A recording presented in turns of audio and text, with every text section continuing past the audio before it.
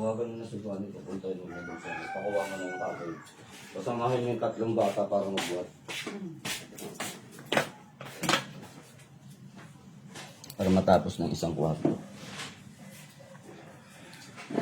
Good morning.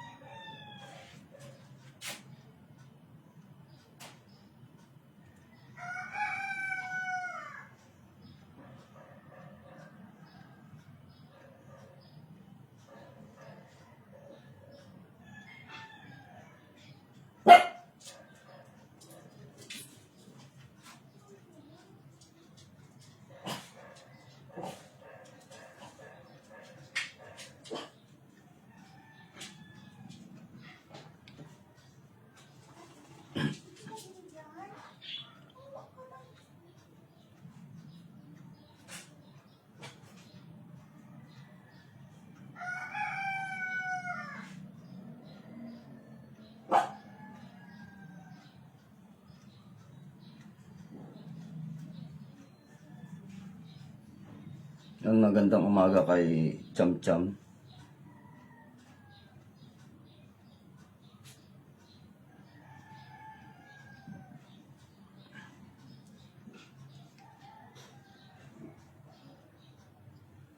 Wala yung title.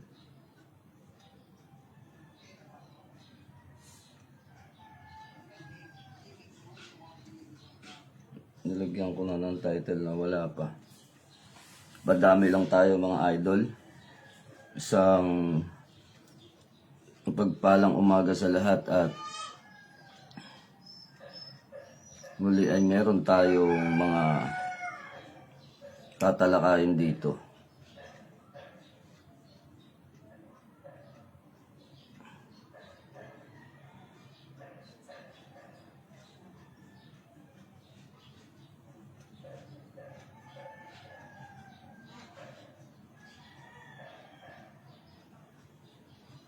Napaka-importante ng tatalakayin natin.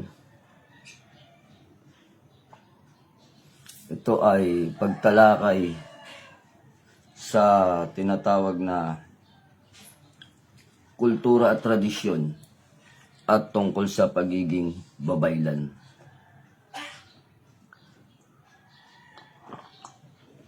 Napakaaga, no? Dahil napaka-healthy ng usapang ito para sa atin na mga nag-aaral ng espiritual. Valderrama Adrian, shoutout sa iyo, mapagpalang umaga. So padami lang tayo ng views ng bahagya. Nagkakaunti pa lang ng views, kaunti pa lang yung tao. Kay Loel, shoutout sa iyo, mapagpalang umaga. Valderrama Adrian, shoutout sa iyo, good morning. Kay Cham Cham, shoutout sa iyo, good morning din. So, yun, isang mapagpalang umaga sa lahat. O siguro yung iba mga tulog pa. Mga tulog pa yung iba. So, sa mga hindi pa makakaabot sa atin, dahil yun nga, baka tulog pa nga ang iba, i-replay na lang ninyo yung video, panoorin nyo na lang mamaya. So napakahalagang pagtalakay nito. Meron kasi tayong nakitang post kanina. So may nakita tayong post na hindi ko nagustuhan yung sinasabi niya dun sa post niya. At nakapollow sa akin yung nag-post. No, nakapollow sa akin to. Follower, isa din sa follower ko. Pero against siya at mga may contradiction siya. No, meron siyang contradiction pagdating sa mga babaylan na paniniwala. Pero ang pinagtataka ko, bakit ka nakapollow sa akin? So hindi ko nabanggitin yung pangalan kasi itong mga to kumukuha lamang ng simpatya o followers o views kung bakit itong mga to ay nagpapalo sa mga katulad natin na naniniwala sa spiritual. Andrian Mar Bacani Molinis, good morning, shoutout sa iyo. So ating pag-usapan yung kanyang post, ano. So ito yung pinaka main of content natin. Itong kanyang sinabi, nakapalo sa akin to, tinignan ko, nakapalo nga, sabi ko, follower ko rin pala to. Pero hindi siya naniniwala sa mga paniniwala natin. At ang pinaka hindi maganda sa post nito ay yung kanyang post ay against sa paniniwala natin at maaaring magkaroon ng masamang imahe ang mga babaylan sa kanyang post. Kasi ang sinabi niya sa post niya, bakit daw maraming naniniwala sa mga manggagamot samantalang ang mga manggagamot ang kanilang karunungan ay nanggaling lang naman sa mga babaylan. At ang mga babaylan daw ay isang aral ng pagano. Kung hindi po ninyo naiintindihan kung ano ang salita ng pagano, no, sa mga hindi po nakakaintindi, hindi ko sinasabi na hindi nyo kilala ang pagano. Ang pagano po ay isang kultong pagano o cult pagans, no? Isa siyang cult pagans na mas matanda pa sa relihiyong Katoliko. Yun po yung katotohanan nun. Maraming masasaktan sa tatalakayin ko, pero ito yung katotohanan. So balikan muna natin yung pagiging pagano. So dito mga idol, ano, merong isang mabubunyag na hilihim na ikakatakot ng nakararami. Kung magre-research kayo, mas maiintindihan nyo yung sinasabi ko na kultong pagano is convert to religion. Ang cult pagans ay ang isang relihiyon ay nanggaling sa cult pagans culture na inadapt nila yung cult pagans culture, then ginawa nilang religious group. So ito ay isang katotohanan na ikakatakot at ikakagulat ninyo. So, may pagka-similarity kasi, may pagkapareho ang kultong pagan sa kultura naman ng mga babaylan. Kaya, sinasabi nila na ang mga babaylan daw ay isang uri ng kulto. Kasi may pagkakahawid, lalo na dun sa sinasamba na tinatawag na animism. So meron kasi nung unang panahon kasi meron tayong tinatawag na animism, no? Ito ay pagsamba sa mga anito, then sa mga babaylan yung pagsamba sa mga anito. At ito namang mga mamaya na natin pag-uusapan kung ano yung animism, ano, kasi napakahaba nito mga idol. Yung tinatawag na animism, yung pagsamba sa mga anito ng mga babaylan sa kahawid na pagsamba ng mga cult pagans o kultong pagano ay may pagkakahawid din sa mga sinasamba at pinaniniwalaan ng babaylan. Pero dito pag-uusapan natin kung sino ba talaga ang kultong pagano, no? So yung aking follower na nagpost to, followers ko siya, na may mga post siya na against siya sa spiritual, against siya sa mga babaylans. So, against ka sa mga babaylans, then against ka sa spiritual, sa paniniwala namin, pero nakapalo siya. Then, nagpost siya kanina, sa post niya, nakalagay doon na ang mga babaylan daw ay isang kulto na nagmula sa mga pagano. So may katotohanan kaya yon yung sinasabi niyang ang mga babaylan ay nanggaling sa kultong pagano. So gagamitin natin yung history. Pupunta tayo sa history. Sa history kasi, tapos nung ito pa ang pinaka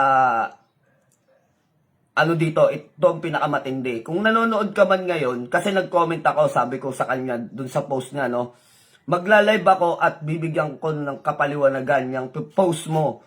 Yung post mo na ang mga babaylan ay isang uri ng pagano o kultong pagano, nanggaling sa kultong pagano. Itong kulturang kinalakihan o kinakamulatan ng mga babaylan. So, dito kita papaliwanagan sa bidyong ito na tatatak sa utak mo at magsisilbing aral at magkakaroon ng kilabot sa iyo. Tinignan ko yung religion mo, ikaw ay pasintabi sa mga nanonood. Sa mga nanonood, hindi kayo tinitira ko dito, kundi sinusundan lang natin. Maaring may masasagasaan dito sa video na to, maraming matatamaan dito. Sinusundan lang natin yung pinanggalingan ng cult pagan at relihiyong Kristyanismo kung saan nanggaling ito. So maraming matatamaan dito, maraming masasapul, maraming mamumulat. Pero ito, kaya ako binabanggit to kasi nakita ko na itong nag-post na to, na naka-followers ko, no, nakapollow sa akin, is marami siyang kontradiksyon sa paniniwala ng espiritual. So ngayon, dito malalaman kung sino ang tunay na nagpapatuloy doon sa kultura ng mga pagano. So kagaya ng sinabi ko kanina, yung kultong pagano nawala, pero inadapt ng isang religion. Anong pangalan ng relihiyon na yon na inadapt yung cult pagans, no, yung kultura ng pagano? Anong relihiyon yon, no? So dito ikaw na marami kang contradiction sa amin na hindi ko na babanggitin kasi sisikat pa contradiction sa aming mga paniniwala sa spiritual, makinig ka, no? So balikan natin yung history. Wala pang religion noon at ang namamayagpag sa buong Europa ay cult pagan o kultong pagano. Yan ang namamayagpag. Sila yung may mga kultura na naniniwala sila na ang God ay hindi one, kundi more than one ang God. Ito yung kultong pagano ang tinutukoy natin dito. Ang God ay hindi lang one, kundi more than one. So, ibig sabihin, kung si God ay hindi lang isa, ibig sabihin, maraming Diyos. No? Ito yung paniniwalang kultong pagano, maraming Diyos. So, sa kultong pagano, ano ba yung pagkakahawid nito sa babaylan? So, mamaya natin tatalakayin yun. Kaya sinasabi nitong tao na to, na follower ko, na against sa paniniwala ko, nakapalo siya, tapos kinokontradiction niya yung mga sinasabi ko, ngayon paliliwanagan kita kung sino ang kulturang pagano sa ating dalawa, So, papaliwanag ko na rin sa inyo para maintindihan ninyo kung ano bang relihiyon ang nakapaloob sa minana nilang tradisyon at kultong pagano. Ano bang relihiyon ang nabibilang doon? So, nung unang panahon ay wala pang mga relihiyon, kundi merong paniniwala na tinatawag na kultong pagano. Isa itong mga samahan na animo ay isang relihiyon. Kahit isearch ninyo yan sa Google, makikita ninyo ang paliwanag doon, ito ay animong isang religion. Pero ito ay isang samahan ng mga mananampalataya na naniniwala sa old gods na tinatawag. Ano ba yung mga tinatawag na old gods? Ito, nagsulat talaga ako kasi baka makalimutan ko yung explanation ko. Yung tinatawag na old gods, ito yung mga tinatawag na sumasamba sa mga araw at buwan na may pagka-similarity sa mga babaylans. No, may pagka-similarity kasi yung cult pagano, naniniwala sila na Diyos ang araw, Diyos ang buwan. At ang tawag nga nila dito ay ito'y tinatawag na Sol Invictus, no? Sa English, Sol Invictus. Ang kanilang Diyos na araw, ang pangalan ay si Sol Invictus. Pero kapag ito ay tinignan natin sa Latin words, ito ay tinatawag na sa Greek mythology. Ang pangalan nito ay Spiritus Invictus. Sa Tagalog naman ay si Bathalang Araw. So, may pagka-similarity. Maaring may punto itong follower ko na against sa paniniwala ko. Maaring may punto siya na ang babaylan nga ay isang uri ng kulto na pagano. So sa kanyang contradiction, sinasabi niya kultong pagano daw ang mga babaylan. So talasan ninyong isip ninyo, medyo malalim tong ipapaliwanag ko. Kasama ang history dito. So kasi, ang tinatawag na Sol Invictus ng mga pagano, si Sol Invictus, ito yung Diyos nila araw. Sa Greek naman, meron din ang Griegong pinaniniwalaan na all gods o many gods. So yung many gods, maraming Diyos yung pinaniniwalaan nila. Si Zeus, si Poseidon, si Medusa. So marami yung mga yon. So dito naman, pag tinignan natin sa kultong pagano, si Serpiente de los Sante, ito yung mga pagkakasimilarity, Serpiente de los Sante, ang pinaniniwalaang Diyos ng mga kultong pagano. Sa Greek gods naman, ang pinaniniwalaan nila, ang Diyos ng mga ahas ay si Medusa. So, may pagka-similarity si Greek kay cult pagans. May pagka-similarity. Pero sa atin sa Pilipinas, wala tayong Diyos na pinaniniwalaan na Diyos na ahas. Diyos na ahas na kaaway ang paniniwala natin sa Pilipinas. So, doon pa lang, hinati na natin yung pagkakahiwalay ng pagiging babaylan. Meron tayong pinaniniwala ang Diyos na araw, ang tawag natin dito ay Bathalang Araw. Bathalang Araw ang tawag natin sa Diyos natin ng mga babaylanon. Kaya kunin na natin kasi lahat tayo noon, galing tayo sa katutubong babaylan. Hindi pwedeng hindi. Pilipino ka eh. Pilipino ka. Bilang isang Pilipino, ang dugo mo nanggaling sa katutubong babaylan, tribong babaylan. Kasi wala naman dito sa Pilipinas noong relihiyon eh. Bawat tribo na nakakasakop sa atin noon ay ang pinuno natin mga babaylan. Kaya hindi nyo pwedeng sasabihin wala kayong dugong babaylan. Dahil ang isang tribo noon na pinamumunuan, pinamamahalaan ng iisang babaylan. So sa alimbawa, ang tinutukoy natin dito ay isang buong Rizal. Sa buong Rizal, wala tayong tinatawag na gobernur. Walang gobernur sa Rizal. Ang nangangalaga sa buong Rizal ay isang babaylan. Example lang to hindi ko sinabi. Kasi noon wala pang pangalan na Rizal. Hindi pa naman pinangalan ng Rizal to. Kaya lang pinangalan ng Rizal to, ipinangalan kay Jose Rizal. So, yun yung katotohanan nun. Ito ay iba pa ang mga pangalan. Ang mga pangalan ng mga lugar sa atin, kung inyong ire-research ng maigi at babasahin nyo sa mga libro ng mga babaylanon, ang pangalan ng bawat lugar sa Pilipinas ay may kinalaman sa mga punong kahoy. Meron tinatawag na, kung hindi punong kahoy, sa mga batha, ipinangalan ang mga lugar sa atin sa mga bathalang Diyos na pinaniniwalaan nung unang panahon. Ano ba yung mga pangalan ng Diyos? Merong mga lugar dito sa atin na tinawag na Sibukang Liwayway. Sibukang Liwayway, ito daw yung Quezon City noon. Sorry.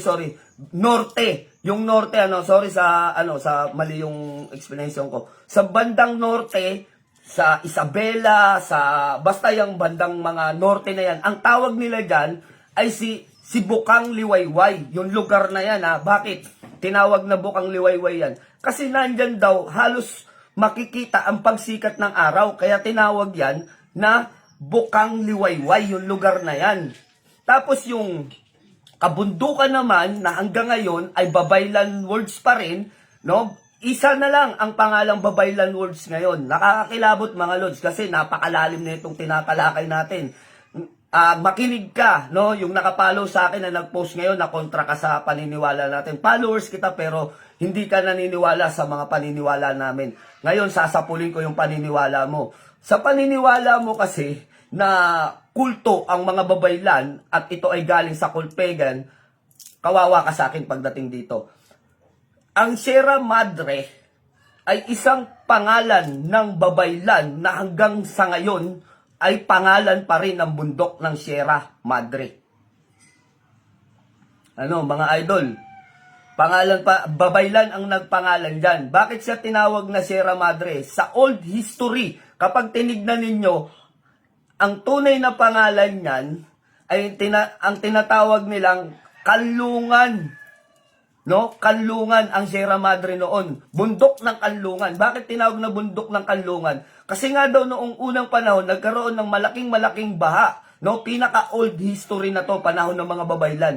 Nagkaroon ng malaking baha sa buong Pilipinas at doon sila sumilong yung mga babaylang norte, na mga tinatawag natin na mga ipugaw, mga babaylang ipugaw, doon sila ng kanlong sa Sierra Madre. Doon sila umakyat upang hindi sila maabot ng malaking baha. So kita ninyo, may mga history pa palang nakatago na hindi inilalabas sa libro.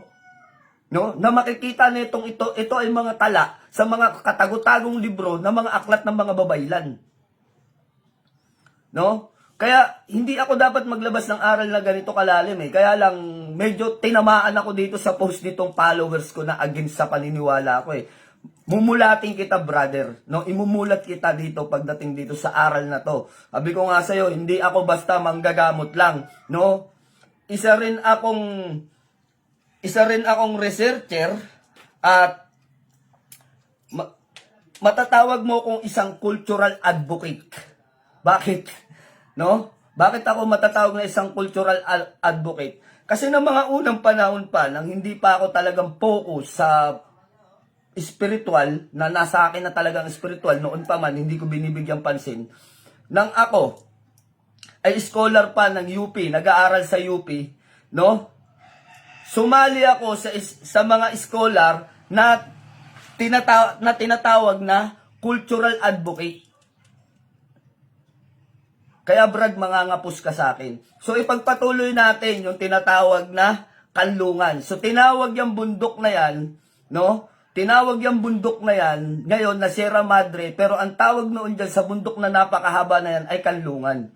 Kung bakit siya tinawag na kanlungan? Kasi daan, yung bundok na yan ang kumanlong sa ating mga ninuno na aabuti ng baha. Kasi maraming mga bundok daw ang halos lumubog noon. Ito ay tala sa aklat ng babaylan na hindi natin makikita sa libro ng siyensya. Makikita natin to sa mga book of history, no? Sa mga museum, sa mga national museum nyo makikita itong mga to. At mahal na ibinebenta ito sapagkat ito ay tala at sulat ng mga sinaunang babaylan na hindi nagkalat itong mga libro na to. Tagalog ang nakasulat doon, kaya maiintindihan ninyo. Ano, hanapin niyo tong mga cultural, may mga nakasulat dito, cultural advocate na ganito yung pangalan, at ipapakita yung mga tala ng mga babaylan, mababasa ninyo doon. At makikita ninyo ito sa mga National Museum. May mga binebenta sa National Museum yan, na mga ganyan. Ngunit mahal nga lang ang halaga. Ngayon, ikaw na kumukontradiksyon sa aming mga babaylan, ipagpatuloy naman natin yung tinatawag natin na pagka-pare-pareho, no? Ang pagka-pare-pareho, kaya mo sinasabi na ang mga babaylan ay katulad ng mga kultong pagano. Kasi nga, ang mga kultong pagano ay may tinatawag na old gods or many gods, no? Yung mga old gods na to, ito yung mga pagano na naniniwala, yung kultong pagano, naniniwala sila sa araw. At ang araw nga ay tinawag nilang si Sol Invictus. Tapos ito naman si Griego, may pagkakahawid tong Greek gods o Greek mythology, may pagkakahawid ito kay cult pagan. Dahil si Greek ay may pangalan na Spiritus Invictus, no? Spiritus Invictus. Sa Tagalog naman, sa ating Tagalog version sa babaylan, hindi natin tinawag na Spiritus Invictus ang araw o espiritu ng araw, kasi kay pagano Sol Invictus eh. So ibig sabihin ay soul is espiritu o kaluluwa ng araw. So yun yung sinasamba nila, no, ng mga pagano, kaluluwa ng araw, yung kapangyarihan ng araw o yung Diyos ng araw. Ito naman, Spiritus Invictus kay Griego. May pagkakasimilarity sila. Pero sa atin, meron bang tinatawag na similarity? Yung espiritu ba ng araw ang sinamba ng mga Pilipino na tinuring nilang isa rin sa pagiging Diyos o ng mga babaylan? Tinawag ba natin na Spiritus Invictus? Yung espiritu ba ng araw ang tinatawag natin? Hindi. Ang tawag natin noon, bathalang araw. No? Dinerekta natin, Diyos na araw. sa Tagalog, Diyos na araw o bathalang araw. Sa kanila, yung espiritu ng araw ang sinasamba nila. Ang sinasamba ng mga babaylan noon ay yung mismong araw na. So, contradiction, di ba? Hindi magiging similarity. May pagka-similarity kasi parehong araw. Pero sa pagkakatawag at pagkilala, magkaiba. Ang pagkinikilala ng mga Sol Invictus, no, ang kinikilala ng mga pagano ay si Sol Invictus, yung kaluluwa ng araw. Si Greek mythology naman, ang pinaniniwalaan nila, Spiritus Invictus. So may similarity sila, ang Greek tsaka ang cult pagano, may similarity kasi parehong espiritu ng araw ang sinasamba nila. Pero ang mga babaylan, ang mismong sinamba nila ay yung mismong araw, hindi yung kaluluwa nito o yung espiritu nito. No? So yun yung kapaliwanagan doon. Tapos dito, isa sa mga sinulat ko talaga to. Ang isa pang sinasabi natin dito sa tinatawag na animism, ito yung sa atin animism, yung mga sumasamba sa mga anito. Sila naman kultong pagano. Ito yan. Ano bang relihiyon ang nag-adapt at nagpatuloy hanggang sa ngayon sa kultura ng mga pagano? Magugulat kayo, baka may tamaan at magalit sa akin dyan. Mag-research kayo kung kayo ay niloloko ko o inililigaw ko sa aral. Mag-research kayo kung totoo talaga to. Ito na, ang totoo na relihiyon na nagpapatuloy ng kulturang pagano ay relihiyong Katoliko. Bakit? Nung panahon noon ng Roman Empire, ipinag-utos, no, tandaan ninyo, ipinag-utos ng Roman Empire sa pamumuno ni Constantine na ipapatay ang lahat ng namumuno sa cult pagan. 'Di ba? Ipinapapatay niya yung mga namumuno doon sa kultong pagano. Wala pang Catholic religion. Ang meron pa lang ay cult pagan o kultong pagano. Kultong pagano pa lang ang meron, wala pang mga reliyon. Ipinag-utos ni Constantine na ipapatay kasi siya ay Roman Empire siya eh. Isa siya sa malaking katungkulan sa Roman Empire. Ipinag-utos ni Constantine na ipapatay ang mga namumuno sa kultong pagano upang alisin ang paniniwalang pagano at nagtayo ng relihiyong Katoliko. Parang ang layo, di ba? Parang hindi pa rin related sa pagano. Dahil nagtayo, pinapatay nga niya yung mga kultong pagano eh. Ipinapapatay niya yung mga kultong pagano. Paano ito magiging related sa religion na Katoliko? Simple lang.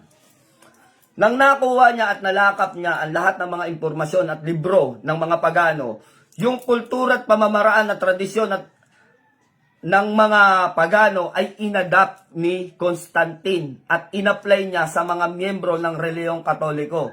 Yung paniniwalang all gods, maraming Diyos. Yung paniniwalang maraming santo. Yung paniniwalang maraming pesta. No? Ano bang mga pesta ang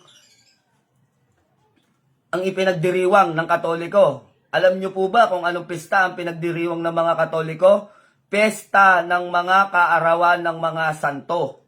So, yun ay kulturang pagano na inadapt ni Constantine at inapply niya sa mga miyembro ng relihiyong Katoliko at ipinalaganap niya to sa kanyang itinalagang namumuno ng mga santo papa. So, masakit, di ba? Masakit pero totoo.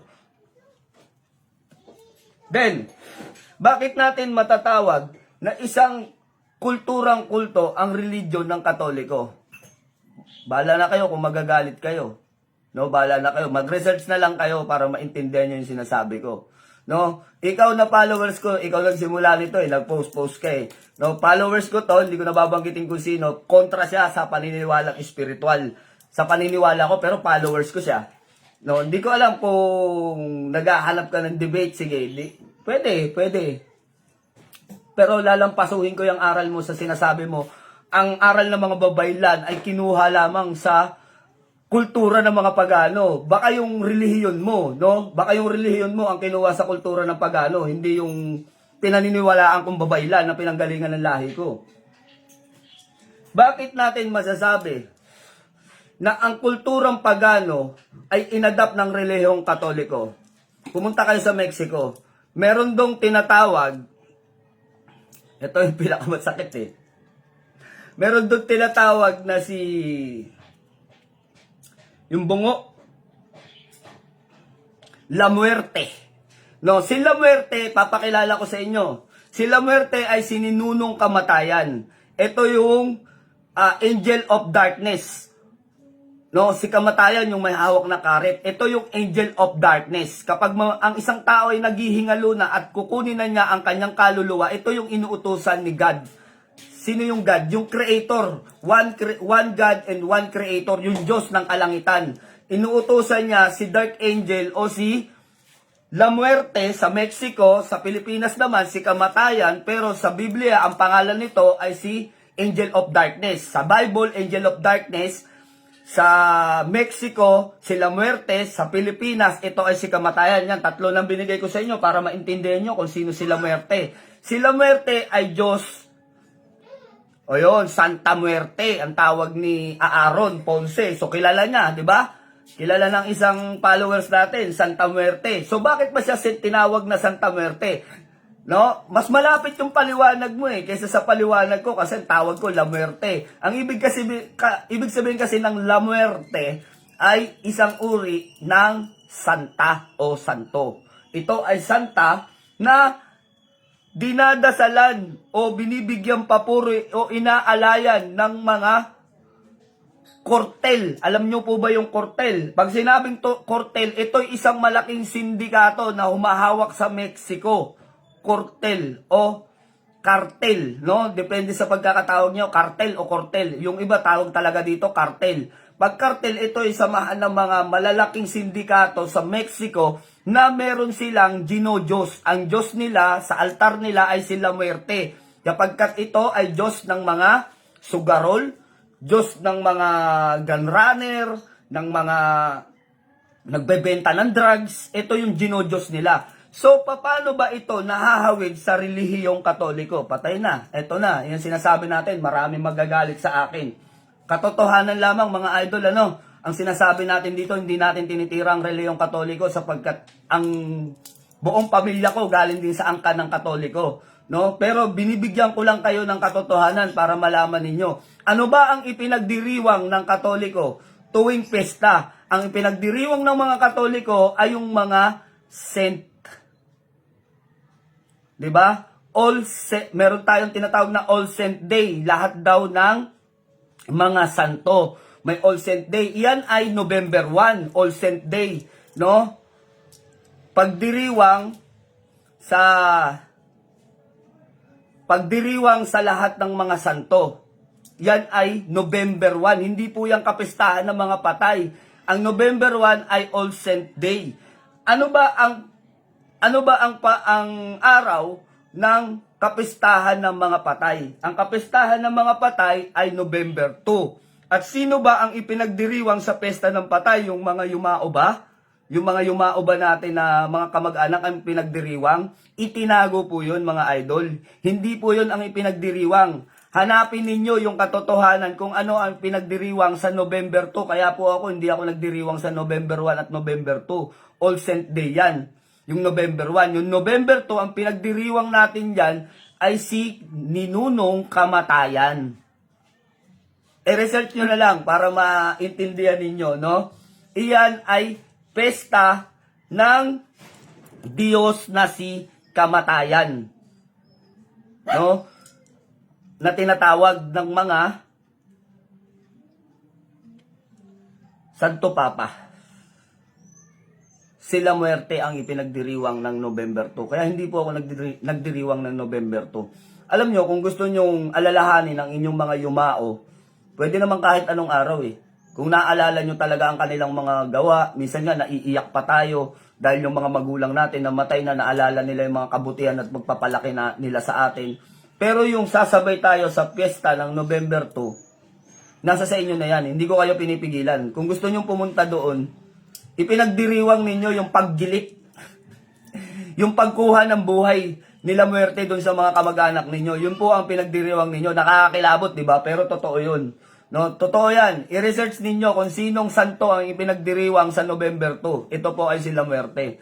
Kung November 1 naman, na nakasanayan na natin, November 1, kasi pinalitan na lang talaga ng November 1 para isabay sa All Saint Day. No? Pero ang talagang pesta ng mga patay ay ang kaarawan talaga yan ng November 2 at iyan ay kaarawan nila muerte na siyang gumilit sa kaluluwa ng inyong mga yumaong kamag-anak. Maging sa atin, no, mga kamag-anak natin na yumao. Ang gumilit dyan ay si Nunong Kamatayan na tinatawag. So yun ang ipinagdiriwang, yung kanyang paggilit. Di ba nakakatakot? Yun yung katotohanan. O ikaw na gumagawa ng contradiction, followers ko na binanggit ko kanina na gumagawa sa contradiction, eto pa, hindi pa matatapos. Patutunayan ko sa iyo na ang babaylan ay hindi galing sa kultong paganista. Sinimulan mo eh. Sinimulan mo eh. Nilait mo yung mga ninuno namin eh, na mga babaylan eh. Nilait mo eh. Ano ba ang ibig sabihin ng babaylan? Ito, sinulat ko na talaga to mga idol. Sinulat ko para hindi ko makakalimutan yung mga sasabihin ko kasi mahaba tong pagtalakay. Pag pumunta kayo sa National Museum of Anthropology, no? Museum of Anthropology, meron doon pagdiriwang o pagkilala sa kulturang mga babaylan. Sa Manila lang to. Punta kayo doon sa National Museum of Anthropology. No? May pagdiriwang doon sa kultura ng mga babaylan sa pagkilala ng mga bayaning babaylan ng mga Pilipino noon na nagpakilala sa atin kung paano makipag-ugnayan sa Diyos. No? Ito ay ang kanilang ginagawa doon, babaylan, kultura at kalikasan, ritual, pagtatanghal at talastasan. So yan ang ginagawa doon sa Natural Museum of Anthropology. No, pumunta kayo doon kung gusto nyong lumalim yung inyong kaalaman sa mga babaylan. At ang babaylan ay isa nga bang kultong pagano, no? Ang katanungan dito, ito yung main topic natin. Ang mga babaylan ba ay isang kultong pagano?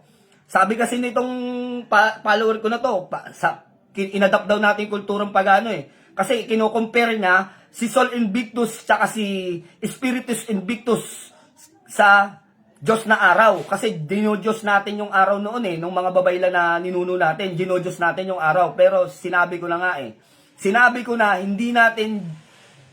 hindi pareho, may similarity, parehong araw yung sinamba. Pero ang sinamba ng mga pagano ay si Sol Invictus. Ibig sabihin yung kaluluwa ng araw ang sinamba ng mga pagano, hindi yung mismong araw. No, sa Griego naman, Spiritus Invictus. So ibig sabihin yung espiritu ng araw ang sinamba nila. Ang mga Pilipino, ang sinamba ay yung bathalang araw. No, yung mismong araw ang ginawang bathala. No? Parehong araw pero may ibang pagkilala. So, naintindihan mo na. Tapos, dito, ito yung sinasabi ko kanila, may dinadaluhan sa National Museum of Anthropology, kapag ginanap ang babaylan, kultura at kalikasan, so magaganap sila ng ritual, pagtatangal at talastasan. Doon yung maintindihan kung anong ginagawa ng mga babaylan.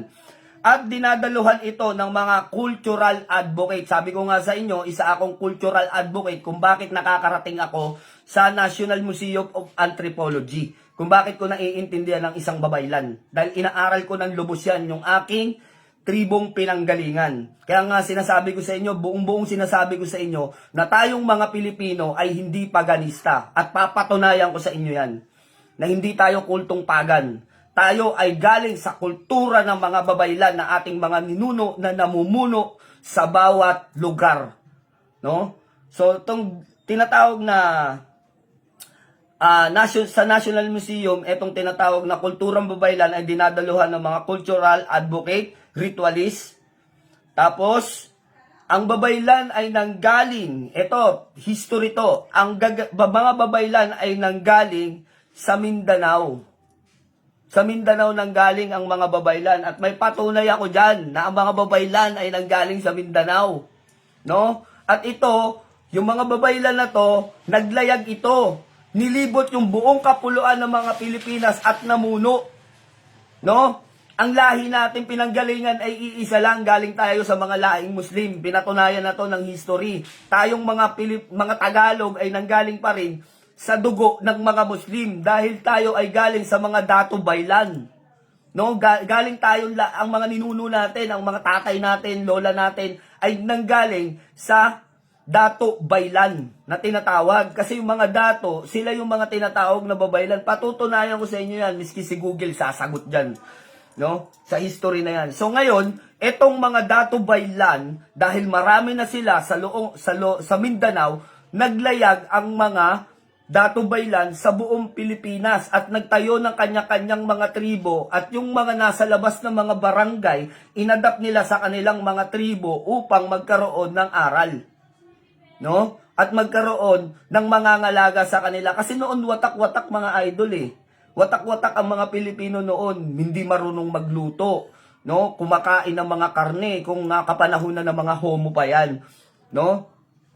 At nagsimula yung talino ng mga tao, nagkaroon sila ng tinatawag na chief of tribes. Yung mga chief of tribes na 'yan, ito yung mga tinatawag na babaylan o mga dato. No, nagkaroon sila ng talino, nakapagsaing sila, nakalikha sila ng apoy, nagkaroon sila ng samahan, nagkaroon sila ng kultura, nagkaroon sila ng batas. No, at yung batas na nagpapatupad na yan ay yung mga Dato Baylan na tinatawag natin. At kumalat yan sa buong kapuluan ng Pilipinas at namuno.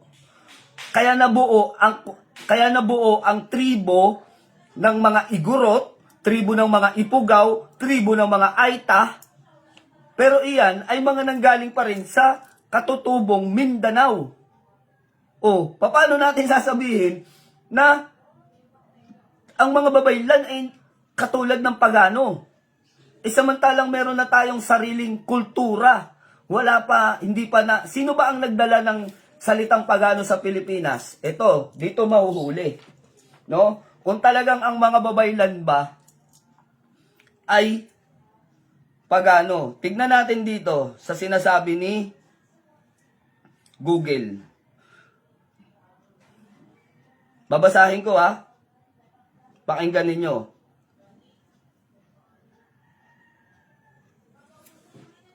Nagbago ang mga gampaning ito nung dumating ang mga Kastila.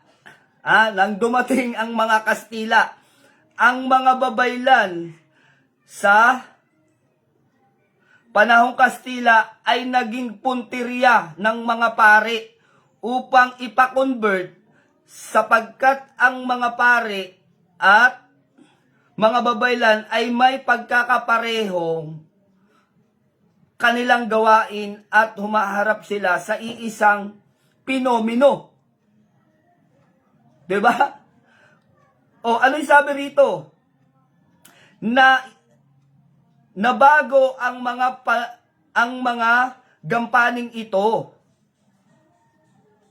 Nang dumating ang mga Kastila, ang mga babaylan sa panahon ng Kastila ay naging punteriya ng mga pare upang ipa-convert sapagkat ang mga pare at mga babaylan ay may pagkapareho ng kanilang gawain. So tignan nyo, pina-convert.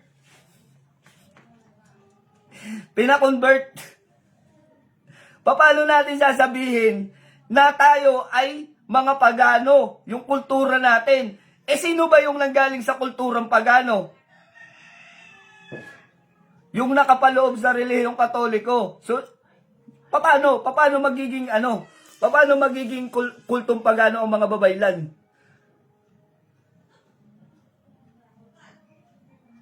Because of similarity of God? Ganon? Dahil ang Diyos na sinasamba natin mga Pilipino ay may pagkakapareho sa sinasamba ng mga pagano? No? Dahil ang Diyos ng mga pagano ay yung espiritu ng araw, yung kaluluwa ng araw na tinatawag na si Sol Invictus. Pero yung Sol Invictus ba ang sinasamba ng mga Pilipino o yung mismong si Bathalang Araw? Yung, di ba sinabi nga natin, Bathalang Araw, hindi kaluluwa ng araw.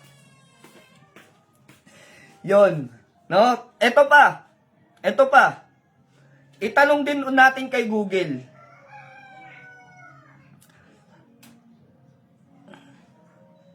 Kailan naglayag?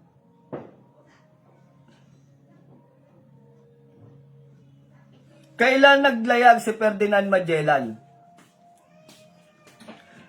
So mas nauna pa yung paglalayag niya kaysa sa pag-convert, 'di ba? Mas nauna pa. Kailan naglayag si Ferdinand Magellan? Ferdinand Magellan. Si Ferdinand Magellan ang kauna-unahang nakapaglayag mula sa Europa, pakanluran, patungong Asia. O ibig sabihin, nadaanan tayo, Asia tayo eh. Ang unang Europeo na nakatawid ng karagatang Pasipiko at ang namuno ng unang ekspedisyon, pandagat ng nagtagumpay, umikot ng daigdig. Nagsimula ang ekspedisyon, may 5 barko noong 20 ng Setyembre 1519. Brad, tanungin kita, no? Hindi kayo mga idol, itong kumokontradiction sa atin. Di ba may kalendaryo na? 1519? No, sabi dito, noong 20 ng Setyembre 1519 na naglayag siya. So, eto 1519 na naglayag siya. So, kailan naman na i-convert ang religion, ang mga dato baylan, kailan ba na i-convert sa religion ng Katoliko? Taong 1521. So, 2 taon yung lumipas. 19, 20, 21. 2 taon yung lumipas ng pananakop sa Pilipinas. Kung kailan opisyal na kinilala ng simbahang Katoliko ang pagsilang ng Kristyanismo, partikular ang pananampalatayang Katoliko sa kapuluan ng Pilipinas sa pagdating ni Ferdinand Magellan sa Cebu. Dala niya ang imahe ng banal na batang Jesus na kinilala ngayon bilang Santo Niño de Cebu. So, ibig sabihin, 1521. No? Samantalang nung panahon ng mga babaylan, wala pang kalendaryo, brother. Paano mo sasabihin conversion tayo ng ang mga babaylan, conversion ng pagan? Paano? Nung unang panahon, naniniwala ang mga babaylan na ang buwan ay 10 lang. Samantalang nang dumating ang Kristyanismo, ginawa nilang 12 na sumasagisag ito sa 12 ano yun, Hal? Spanish. Bakit? Kakapilang tagal. Ano na oras? So, ayun, sumasagisag ito sa pangalan ng mga Diyos. Ano yun? Ano yung Diyos yun? 12 gods of Greek yun, mga idol. Kaya ginawang 12. Kasi ang buwan sa atin noon, 10 lang. Sabi nga nung mga babaylan, unang bulan, ikalawang bulan, ikatlong bulan. Ganun po ang bilang natin noon, 10 lang. Paano magiging converted tayo? Baka yung mga nasa religion ng Katoliko, yun yung converted ng tinatawag na na cult pagan. Pero hindi po yung babaylan, Tapos dito, meron ditong sinasabi na yung animism. Yung animism, ito yung mga Lord's explanation sa babaylan. Ang mga babaylan, ito yung tinatawag na animism. Ito yung naniniwala o sumasamba sa mga anito. Yung mga bulol, alam nyo, nakita nyo po ba yung mga tinatawag na bulol? No? Kung tawagin nung unang panahon, bulol. O banatok, kung tawagin. Paniniwala sa old gods. Diyos at Diyosa, naniniwala sila. Kalikasan, buwan at araw. Ito ay aral ng babaylan. So ito, kapaliwanagan lang to. Ito ang babaylan ay tinatawag na healing power in nature, herbal medicine and ritualist. Ito po yung babaylan, Babaylan ay healing power in nature, herbal medicines and ritualist. Iyan po ang ibig sabihin ng babaylan. Para naiintindihan mong nag-post ka ng sinisiraan mo yung mga babaylan na kultong pagano. Sinisiraan mo. Ang labo naman ng mga sinasabi mo. So yun, isang pahapyaw lang na pagtalakay sa babaylan. Pero kung hindi pa ito titigil sa kanyang post at patuloy niyang sisirain yung babaylan, sa susunod ipapakilala ko na yung pangalan mo. No? Pag hindi mo tinigil yung maling instruktura ng iyong kaalaman, no? Nag-instruct ka sa isip mo ng mali, no? Tapos sasabihin mo ang mga babaylan ay nanggaling sa paganista. Bakit? Bakit manggagaling sa paganista? Yung cult pagan, inadapt ng religion ng Katoliko. Eh wala pa ng Katoliko, may mga pagan na. Ay may mga ano na. Wala pang Katoliko, no? Ibig sabihin, lumipas na yung pagano. Winasak nga nito ni Saint Constantine ang pagano, tapos kinuha niya yung aral at inilagay niya sa aral ng mga Katoliko. Then, kung may aral na ng Katoliko at inadapt na nila yung aral ng pagan, wala pa naman sila sa Pilipinas nun, di ba? At meron na tayong mga dato baylan. Ba teka, saan galing ang kinonstruct mong aral sa isip mo? No? At ibinibuild up mo yung kinonstruct mo na aral sa isip mo, binibuild up mo doon sa mga tao na hindi nakakaintindi sa babaylan. Aba, mamamali tayo niyan. Mamamali ang tingin at pananaw ng mga tao sa mga babaylan. Iisipin na kami ay mga kultong pagano. Mali yung build construct na ginagawa mo, no? Imina-mindset mo sa isip ng mga tao na ang mga babaylan ay galing sa pagano. Eh mali ka dyan, patunayan mo. Kung gusto mo, gumawa ka ulit ng video mo, no? Sige, patunayan mo at hindi, gagawa rin ako ng live ko. Hindi ako gagawa ng video kasi yung video mo, edited. Sa akin, hindi.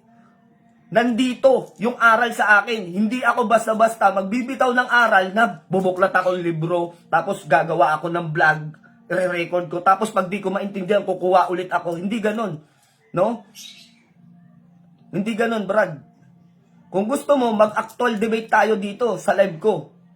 Kung talagang yung aral mo ay build construct lang ng isip mo, o iyan ay nanggaling sa history. Eh wala kang nga mapatunayan eh. Wala kang nga mapatunayan na ang mga babaylan ay galing sa kultong pagano, Brad eh. Ano yung pagpapatunay mo? Saan libro mababasa yan? Sa history ba? Sa cultural? O saan? Hanapin natin. I-post mo na ang mga babaylan ay nanggaling sa kultong pagano. Saang aral makikita yan? I-build construct mo lang sa isip mo yan eh. No?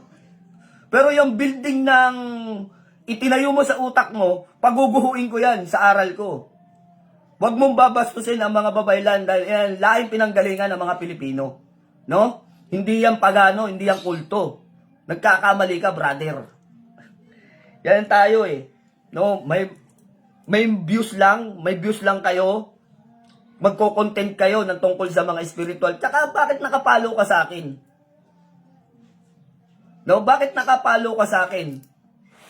Para kumuha ka ng mga simpatya tungkol sa spiritual? 'Di ba? Hindi, wag mo kong gawing stepping stone para umangat ka, no? Na pasimple kang kinokontra yung mga video ko, yung mga explanation ko sa mga live ko, pasimple kang kumukontra, nakita ko yung post mo.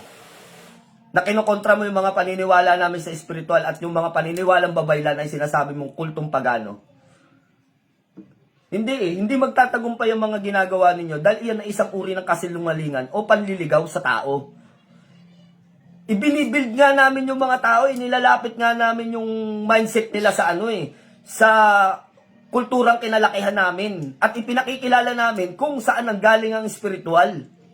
Tapos ikaw, ipakikilala mo yung spiritual at yung mga babaylan ay nanggaling sa kultong pagano. Aba, sa akin ikaw ang tutukuyin ko dito. Baka yung reliyong kinakaaniban mo, ang kultong pagano, no? Sabi ko na ngayon, may masasaktan talaga dito sa video na to pero pinag-isipan ko to kanina.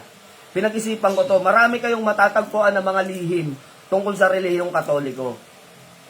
Nang dahil dito sa kolokoy na to Nananahimik ang mga babaylan Titirahin mo ng ganun, ba mali yun. Diyan ang galing at yan ang mga namuhunan ng karunungan at mga gamutan kung bakit merong mga ganito ngayon.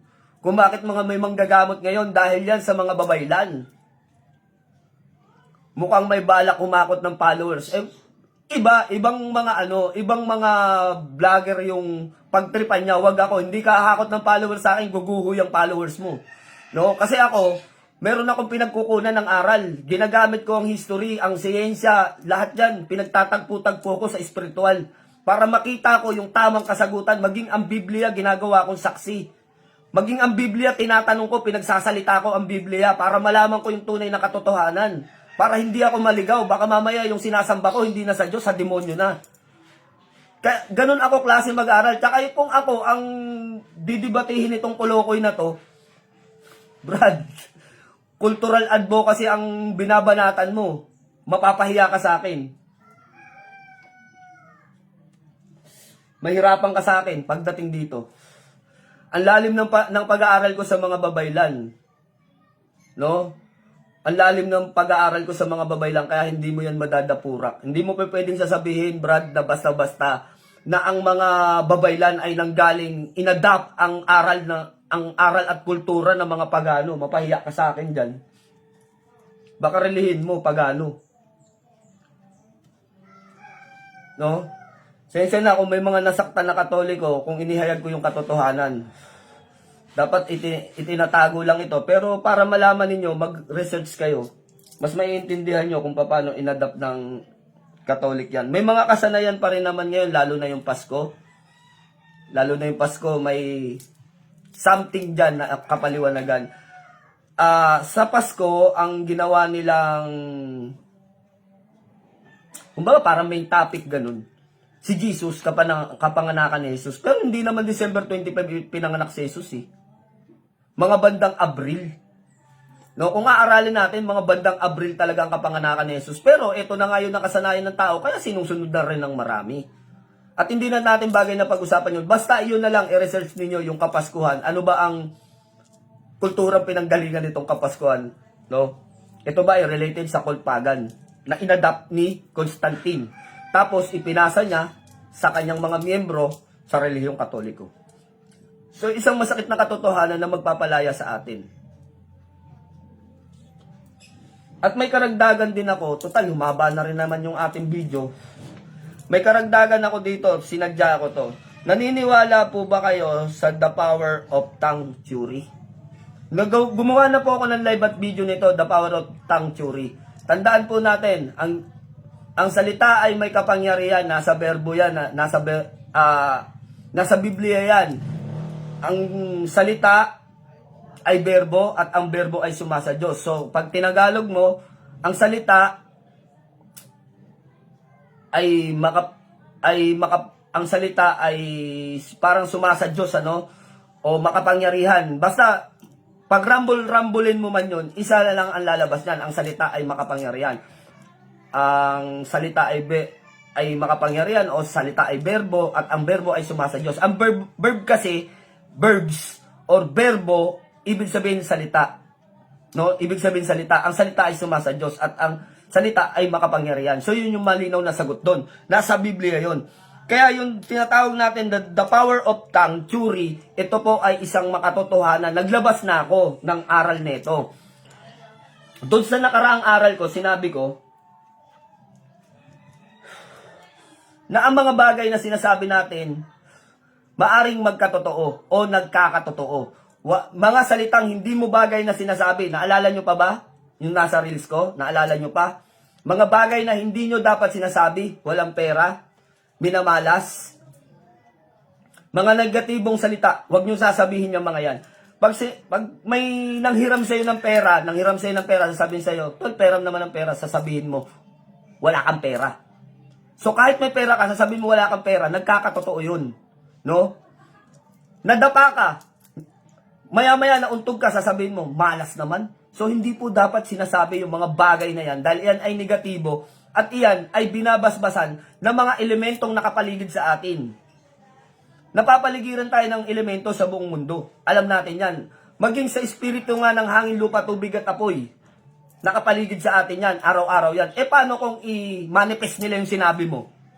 Diba? Kaya bagay na hindi nyo sinasabi, yung malas, yung walang pera, yung mga negatibo. O madisgrasya ka sana, ganyan, yung mga ganyan. Hindi sinasabi yan. Sapagkat iyan ay pumapaloob sa kapangyarihan At yung mga negatibong kapangyarihan ay isang uri ng witchcraft. Totoo yan, mga idol. Ang isang masamang salita na natupad ay isang uri ng witchcraft. At iyan ay pumapaloob sa kulturang pagano. Oh, alam nyo na, related yan ha. Yung mga sinasabi ko na yan, related yan. Magkakatagni-tagni yan. No? Yung the power of sanctuary ay pinatunayan din. Ikalawang talata sa Biblia, the power of sanctuary, sa natin matatagpuan. Yung sinabi ko sa kanila, yung kanina, yung verbo. Ang salita ay verbo at ang salita ay makapangyarihan at ang salita ay sumasa Diyos. Di ba? So, ibig sabihin, kasi bakit natin sinasabi makapangyarihan ng salita? Lahat ng nilalang ng Diyos mula sa salita at natupad. Kaya ang salita ay makapangyarihan. Kahit ikaw na tao ka, makapangyarihan ng salita mo. Murahin mo ang isang tao, ano magiging damdamin? May kapangyarihan na maging masama ang kanyang kalooban. Kapag sinabihan mo ng mabuti ang isang tao, anong kapangyarihan ang mangyayari? Gaganda ang kanyang kalooban. So, hindi ang salita ay makapangyarihan. Pero, kapag ka gumamit ka ng negatibong salita, sinabi mo, madapa ka sana, nangyari yon, witchcraft yun, mga idol. Tandaan nyo, related sa witchcraft ang salitang hindi maganda sa kapwa at ikinapapahamak nila at natutupad o nagmamanifest. Sapagkat binabasbasan yan ng mga espiritong nangangalaga sa ating daigdig o gumagala sa ating daigdig. Nagmamanifest yan. Kapag ang salita mo na negatibo ay nagmanifest, isang uri ng witchcraft yon. At ang witchcraft ay nanggaling sa kulturang pagano. So gets nyo na. Ganong kalalim ang aral niyan. Kaya sabi ko nga, maraming madadapa dito sa aral na to eh.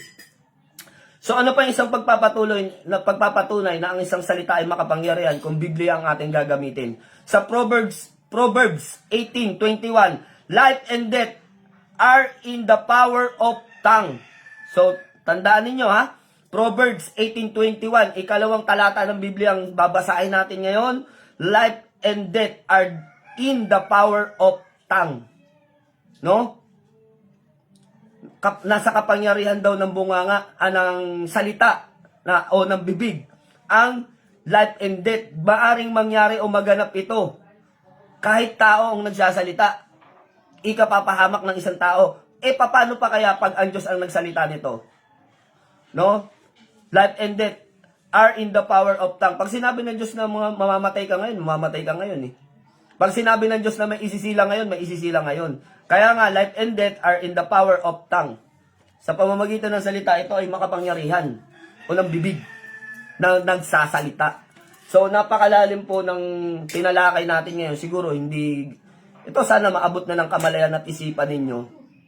No, sa mga hindi naguguluhan pa, meron pag-aaral sa National Museum of Anthropology sa Manila to. Pwede kayong pumunta doon, magbasa kayo ng mga aklat ng mga babaylan. Doon kayo maliliwanagan kung ano ang katutubong babaylan at sino kayo.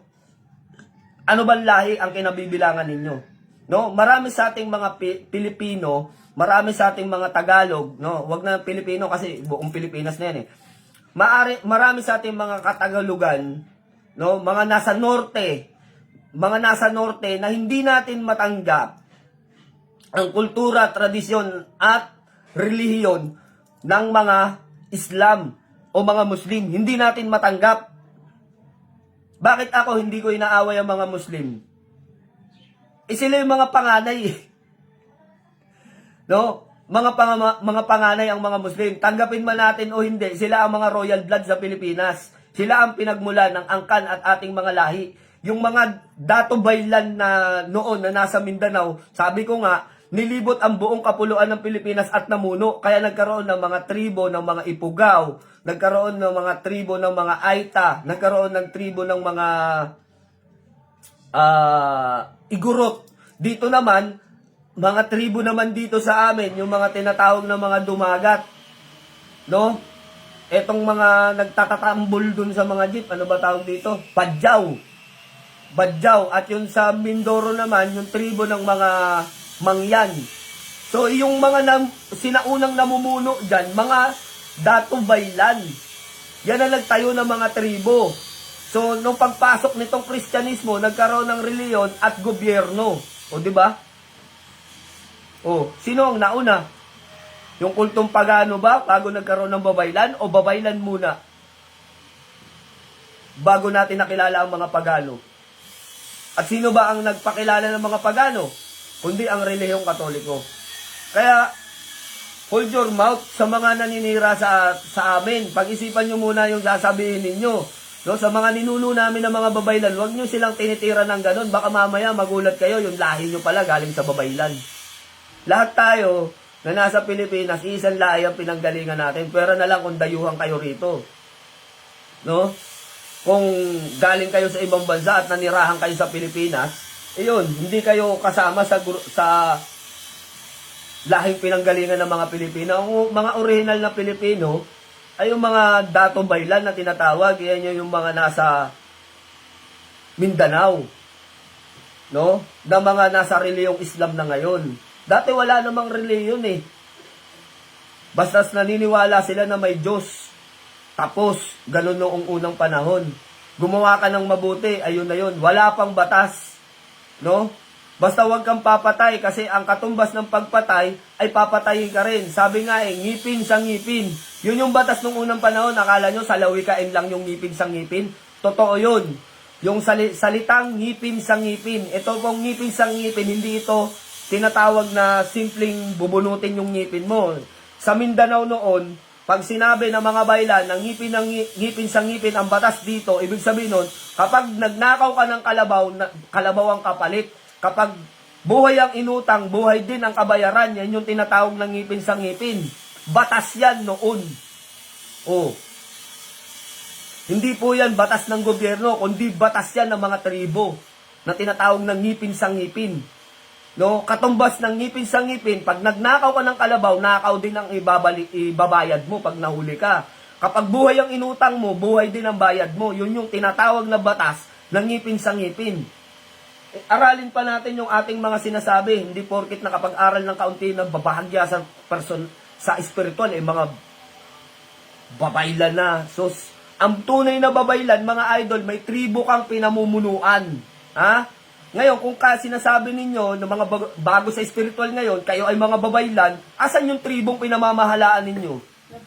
Yun lang ang katanungan ko. Kung tunay kayong babaylan, asan yung tribong pinamamahalaan ninyo? Dahil ang mga babaylan ay namamahala ng isang buong tribo. Yun ang katunayan ng pagiging babaylan. No, sana naintindihan yung inyong mga sinasabi. So, wag kami na may mga talagang mga aral pagdating sa spiritual. Siguro kung yung mga hindi nakakakilala sa akin, nakala nila baguhan lang ako at binabash ninyo ako sa mga post ko, no? Wag ako, i-bash ninyo yung mga baguhan na kapwa ninyo. Ano, sa ibang mga bago pa lang sa spiritual, palawakin nyo ang inyong kaalaman, mabuhay kayo ng pag-spiritual. Ibig sabihin, pag-spiritual, wag kayong magkaroon ng attitude. No? Wag tayong maging mayabang. Sabi ko nga kagabi sa live ko, ang pag-aaral ng spiritual at lihim na karunungan, kapag napaubra mo, nagdadala ng kayabangan sa ating katawan kasi nagiging makapangyarihan ka eh. Ngayon, sa kapangyarihan na napagana mo, nagkakaroon yan ng lakas ng loob at tapang sa sarili mo. Pero pag pinairal mo yung lakas ng loob at tapang, magiging kayabangan yan. Diyan nag-uumpisa ang kayabangan. At yung mga nauna sa inyo, sinasagasaan ninyo na. Kapag naresba ka naman kayo ng aral, nakanganga na. Diba? Yan ang sinasabi natin eh. Ako, bihira ako naglalabas ng ganitong mga malalalim na aral dahil ayokong nakikipagtunggali o nakikipagtalo. Wag lang tatapakan ang paniniwala ko. Kaya sa iyo, brother, na nakapalo sa akin, no, yung kaninang nag-post, nag-comment ako dyan. Sabi ko, abangan mo yung live ko. Sabi ko sa post mo, no, na mali ang paniniwala mo, ang mga babaylan ay galing sa kultong pagano. So, eto na yun. Eto na yung live ko para sa iyo to. No, para sa iyo. At para dun sa mga tao na hindi nakakakilala sa babaylan. Mali eh. Nagbibuild construct ka ng maling aral eh. Sasabihin mo, mga babaylan, pagano. Paano kung maraming maniwala sa'yo?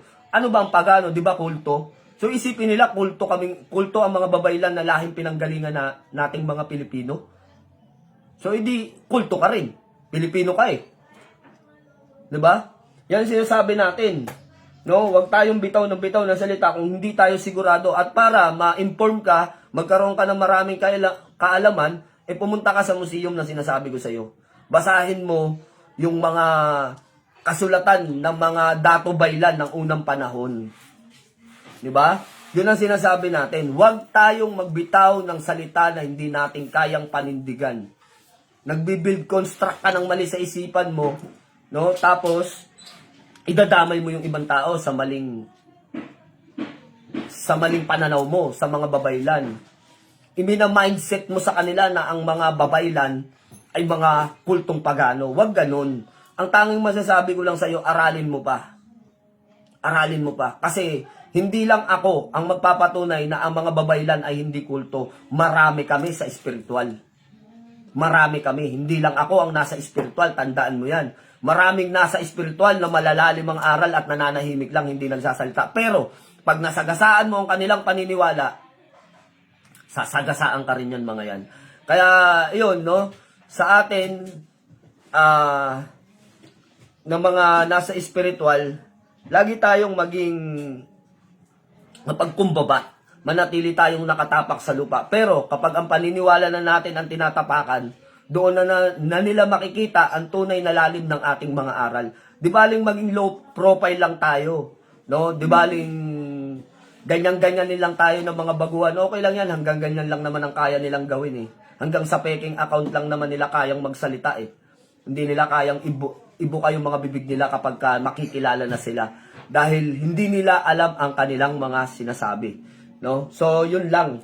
No? Ang masasabi natin sa inyo at sa lahat na ang lahing pinanggalingan natin at kulturang kinagisna natin ay hindi po nanggaling sa kulturang pagano o kultong pagano.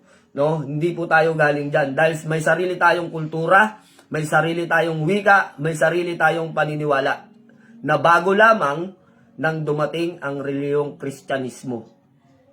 So, yun. Isang mapagpalang umaga sa lahat. Nawa ay may alay na naman ako o na-share, nakaalaman sa inyo tungkol sa pag-i-spiritual. No? Yun lang mga idol.